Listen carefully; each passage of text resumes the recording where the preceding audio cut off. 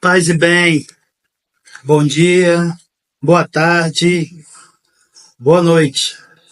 Eu sou Emerson Sbardelotti e esse é o Paz e Bem de toda a segunda-feira, hoje, 5 de maio de 2025. Nós estamos falando sobre a prática libertadora de Jesus. E dentro do que Jesus fez dos seus 33 anos, 30 anos ficou ali escondido. Os evangelhos sinóticos não trazem o que Jesus fez, porém, eu tenho utilizado os livrinhos do Frei Carlos Mestras, inclusive esse, com Jesus na contramão, que vai nos dizer hoje o governo da Galileia no tempo de Jesus. No tempo de Jesus. Quando Jesus tinha mais ou menos 4 anos, morreu o rei Herodes o Grande, aquele que matou as crianças de Belém. Como vocês podem conferir no Evangelho de Mateus, capítulo 2, versículo 16. O território dele foi dividido entre os filhos. Arquelau, um dos filhos, recebeu o governo sobre a Judéia. Ele era menos inteligente que o pai, porém mais violento. Só na tomada de posse dele foram massacradas cerca de 3.000 pessoas na praça do templo. O Evangelho de Mateus informa que Maria e José, quando souberam que este Arquelau tinha assumido o governo da Judéia, tiveram medo de voltar para lá e preferiram ir para o norte. Foram morar em Nazaré. Nazaré, na Galileia, conforme o Evangelho de Mateus, capítulo 2, versículo 22, que era governada por um outro filho de Herodes, chamado Herodes Antipas. Confira Lucas 3, versículo 1. Este Herodes Antipas ficou mais de 40 anos no governo. Mais de 40 anos. Durante todos os 33 anos que Jesus viveu, nunca houve mudança de governo na Galiléia. Foi sempre o mesmo Herodes Antipas. Que governo era esse? Que governo era esse? Às vezes, gente, se confundem os 3 Herodes que viveram naquela época, pois os 3 aparecem no Segundo Testamento com o mesmo nome. Então nós temos o primeiro Herodes, chamado o Grande. Ele vai governar sobre toda a Palestina de 37 a 4 antes de Cristo. Do ano 37 ao ano 4 antes de Cristo. Ele aparece no nascimento de Jesus.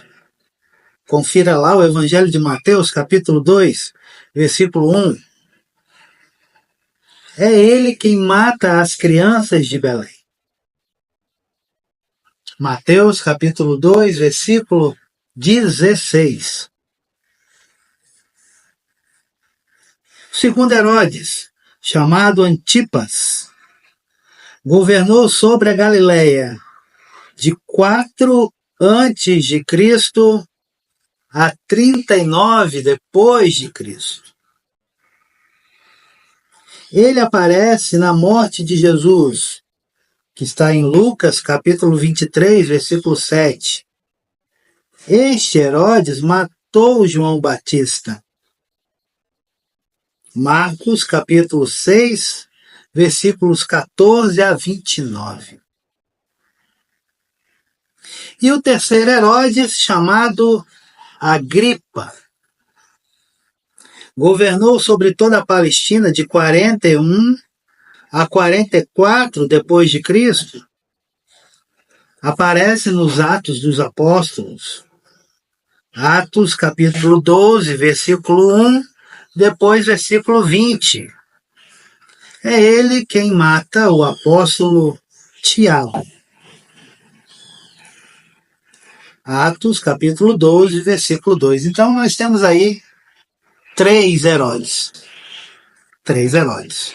O Grande, Antipas e Agripa. Herodes o Grande, o pai de Herodes Antipas, tinha construído a cidade de Cesareia Marítima.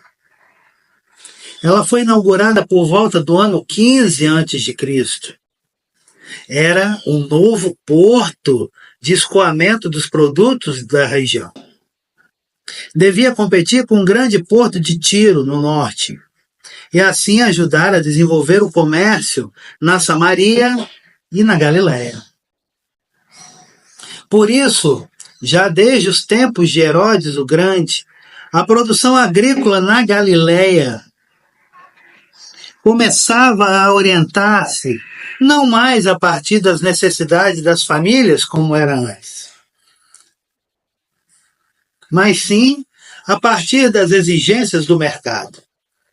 Este processo de mudança na economia continuou durante todo o governo de Herodes Antipas, mais de 40 anos, e encontrou nele um organizador eficiente.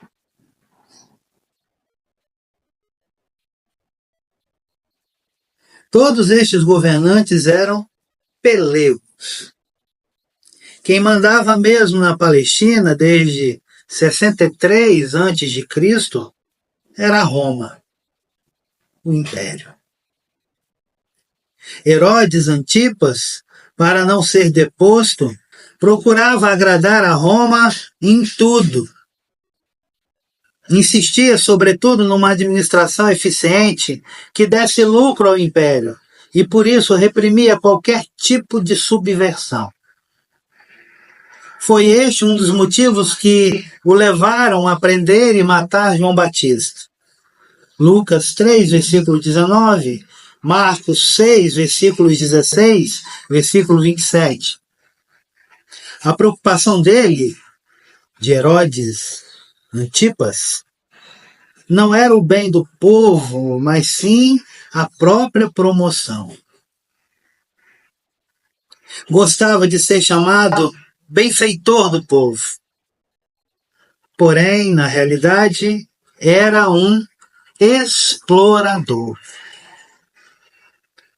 Você pode conferir isso em Lucas, capítulo 22, versículo 25. E como que era a política do governo da Galiléia? Analisando as informações dos evangelhos de Flávio Josefo e da arqueologia, os estudiosos conseguiram apurar o seguinte quadro a respeito da política de Herodes Antipas. Três coisas tiveram consequências profundas na vida do povo da Galiléia no tempo de Jesus. Vamos a elas. Primeira, a nova capital. Herodes Antipas construiu a nova capital, Tiberíades, que foi inaugurada quando Jesus tinha em torno de 21 anos. Foi chamada assim para agradar a Tibério, o imperador de Roma. Seria o mesmo que chamar qualquer capital do Brasil de Trumpilândia. para agradar ao Império Estadunidense. Tiberíades tornou-se o novo centro econômico da Galileia. Tiberíades tornou-se o novo centro econômico da Galileia. Antipas atraía para lá judeus não praticantes e gente de fora que não era judia. Para atraí-los, oferecia facilidades, privilégios e terra.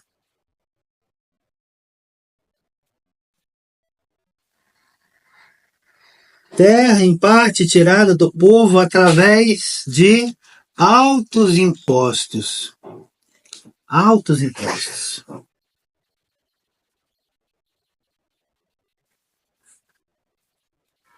Tiberíades era administrada não conforme a tradição do povo de Israel, como Cafarnaum,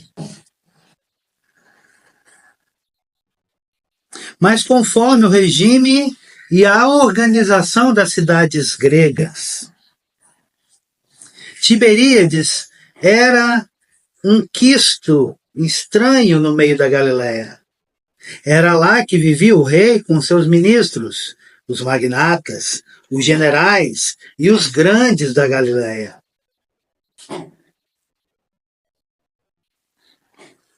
Confira em Marcos 6, versículo 21. Era lá que moravam os donos das terras. Os juízes, muitas vezes insensíveis, como nos diz o Evangelho de Lucas, capítulo 18, versículo de 1 a 4. Para lá eram levados os impostos e o produto do povo. Era lá que moravam os soldados, a polícia, os mantenedores da ordem.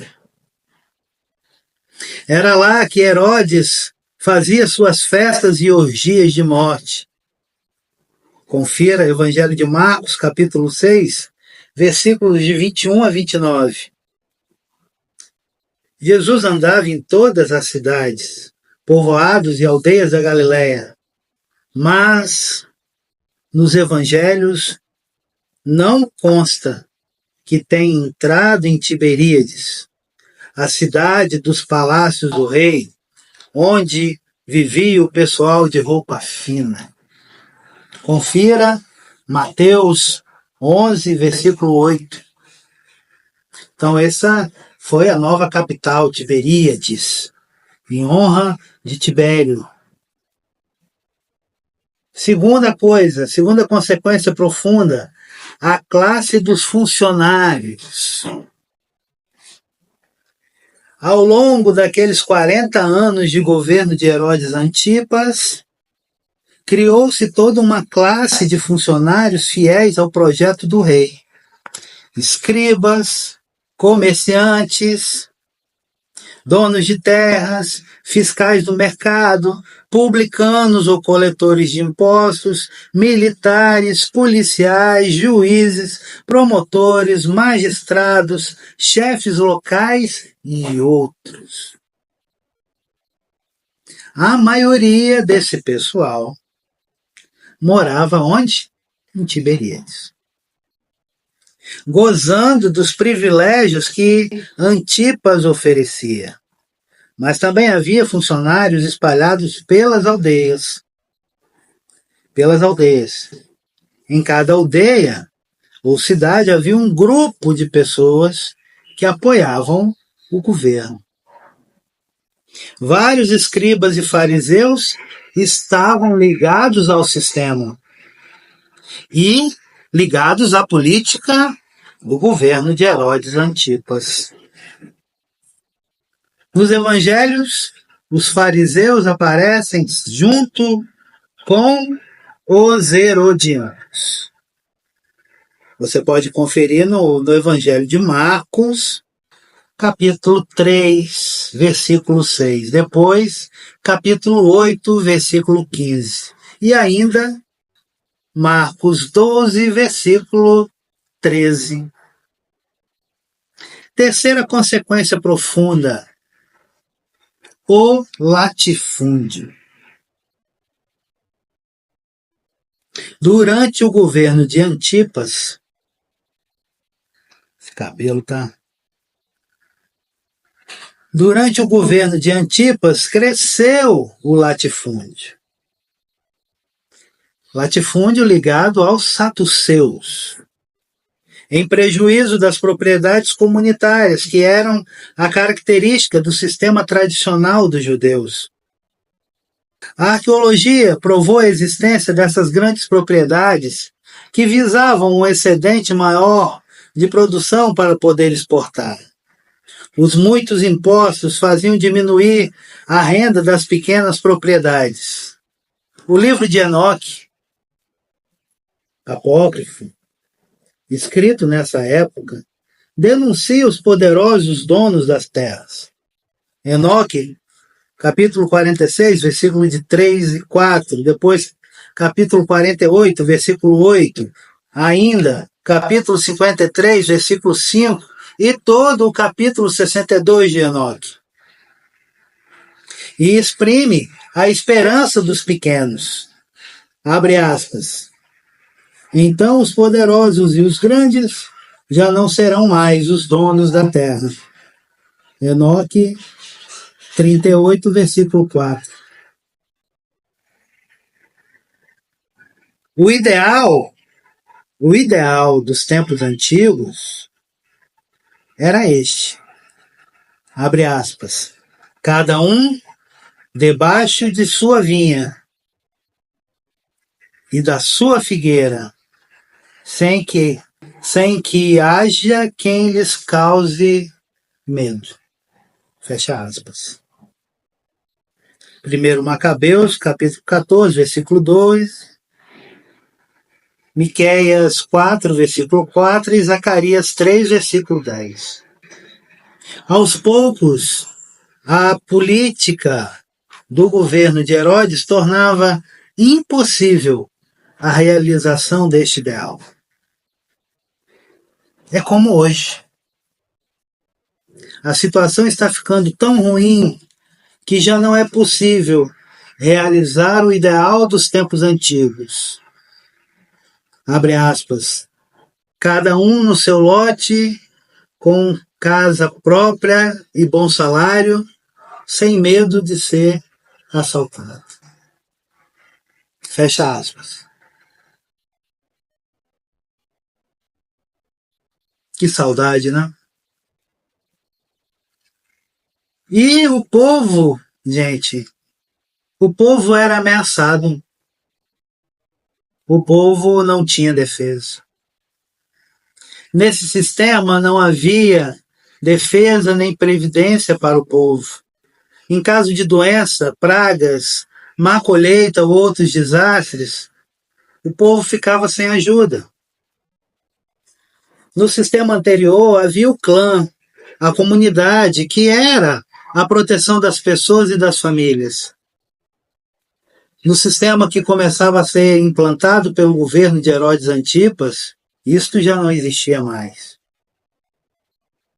Ou cada vez menos. Agora, a primeira preocupação do agricultor era esta: juntar o necessário para poder pagar os impostos ao governo e os dízimos ao templo e separar da colheita a parte que devia servir como semente para a próxima colheita. Ao todo, mais da metade da produção.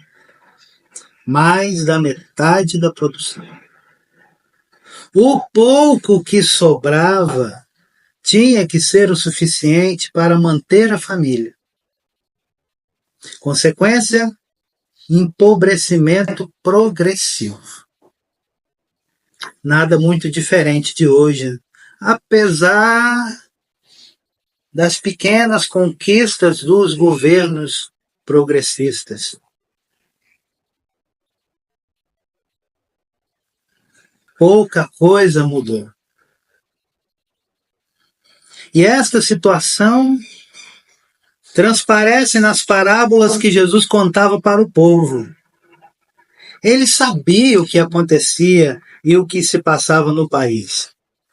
Por exemplo, o dono da terra que exige mais do que pode e deve. Mateus 25, versículo 26. Os trabalhadores desempregados à espera de um biscate. Quantos brasileiros e brasileiras estão desempregados, desempregadas hoje no Brasil? Mateus 20, versículos de 1 a 6. O patrão que mora longe deixa tudo entregue ao caseiro ou ao meeiro.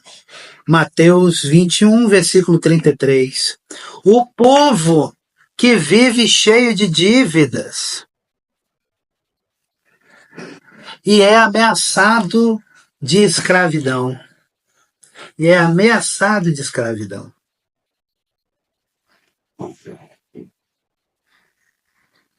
Mateus 18, versículo 23 a 26. O desespero leva o pobre a explorar o próprio companheiro. Mateus 18, versículos 27 a 30.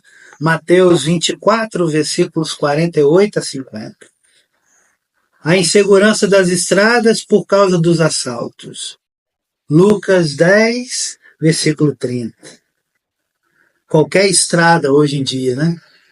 Qualquer rua, qualquer avenida, nós estamos propensos a sermos assaltados. E muitas vezes os assaltantes levam o que querem e ainda nos matam. Ou não levam aquilo que esperam e nos matam.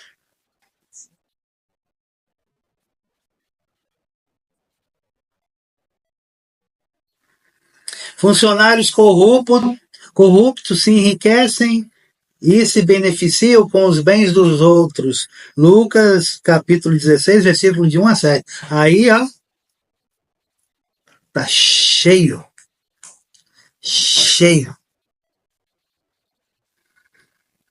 Depois do golpe, então, contra a presidente Dilma, ó,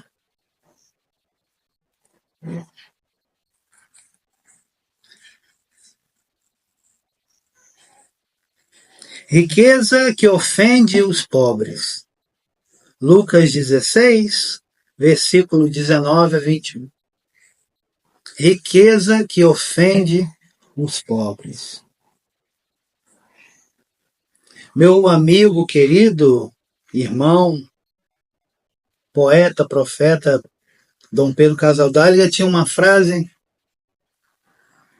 muito importante que diz assim: na dúvida,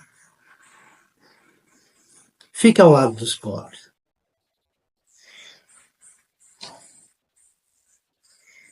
Essas mudanças todas desintegravam a vida do povo e só faziam aumentar a saudade dos tempos antigos, quando todos ainda se preocupavam com o bem-estar de todos. Agora era o contrário. O clã, isto é, a comunidade, tinha cada vez menos resistência, menos força para reagir. Era como hoje. Dona Cícera, que veio do interior da Paraíba para morar na periferia de João Pessoa, dizia, abre aspas, no interior a gente era pobre, mas tinha sempre uma coisinha para dividir com um pobre na porta. Agora que estou na cidade, quando vejo um pobre bater na porta, eu me escondo de vergonha, porque não tenho nada em casa para dividir com ele.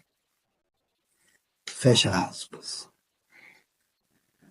Tudo isto, Jesus o viveu e experimentou. Experimentou naqueles anos todos em Nazaré, 30. Vi escribas se esforçando para ensinar ao povo as coisas da lei.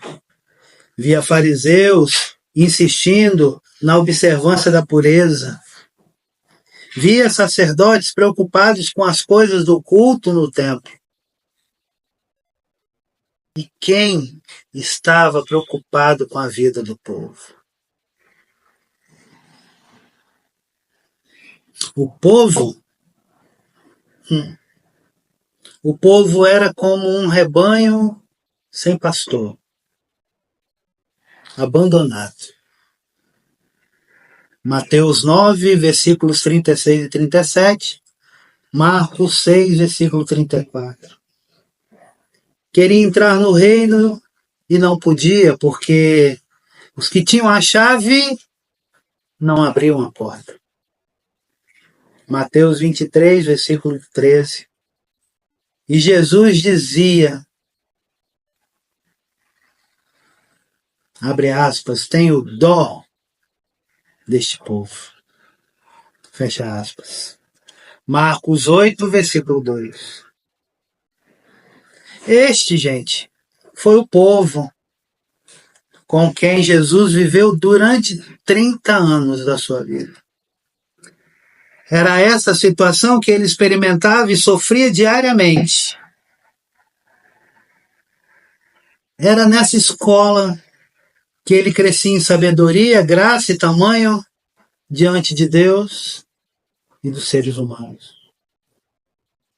Lucas 2, versículo 52. A escola continua aí, continua aqui,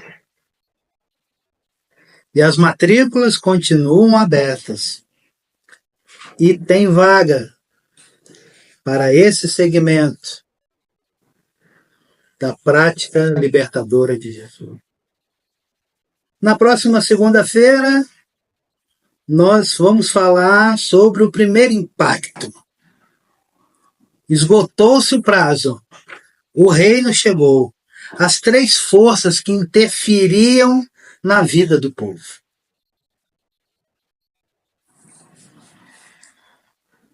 Rezemos pelo querido Papa Francisco, nesse tempo de luta. E de luta. Que o próximo Papa seja um bom pastor.